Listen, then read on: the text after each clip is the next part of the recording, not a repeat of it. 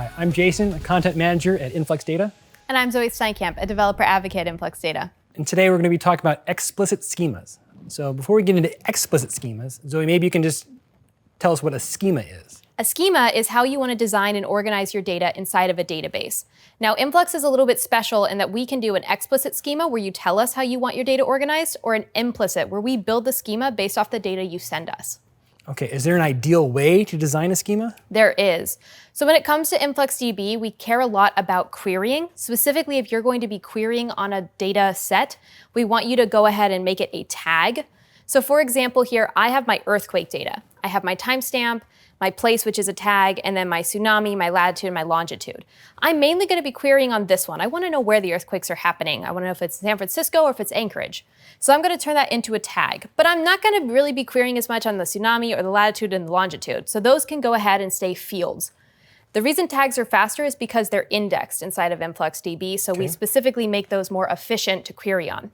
One other thing to note when it comes to the fields is that they can be booleans, floats, integers, or strings.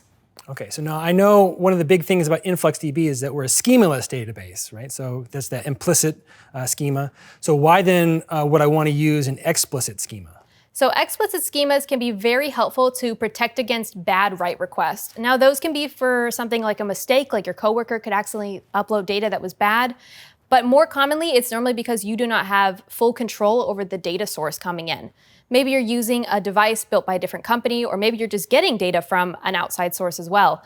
Sometimes those outside sources might have issues, and the data they send to you might get a little bit hairy or just not so great. So you kind of want to protect against that because these buckets storing your data are very important. Obviously, you pay a good amount of money to store your data, and you want it to be nice and clean and easy to read. How do I then go about actually setting up an explicit schema in InfluxDB? Yeah, so when you want to set up an explicit schema, specifically when you're building out a new bucket, you'll set it to be explicit. You will send it a file, whether in CSV or JSON, that looks roughly like this, that says how you want all of your data points to be put inside, specifically all of your data types.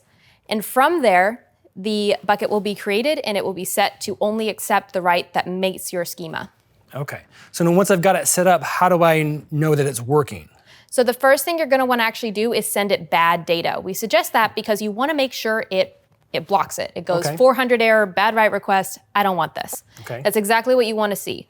After that happens, that's a good sign. Then you're going to go ahead and send in good data that does meet your schema, and hopefully it gives you a 200 because that means it's uploading and it's working. Okay, so to build on that, another question, what if I'm sending in data that I know meets the schema and it mixes with data that may not mix the schema? What happens in that situation? So in that case, the data that meets the schema will actually be uploaded. It makes its way up and is stored, but the data that does not will end up inside of your monitoring bucket as a partial write error. Basically, it will say this data point didn't meet this schema, so we just didn't upload it. So you can go back and you can see the data points that didn't get uploaded. Okay, that's handy.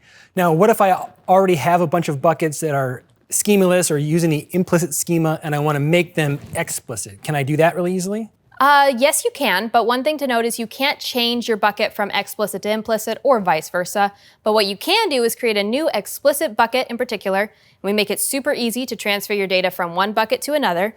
Now, one thing to note is because you're going from implicit to explicit, you might have to do a little bit of data cleanup to make sure that data fits your new schema.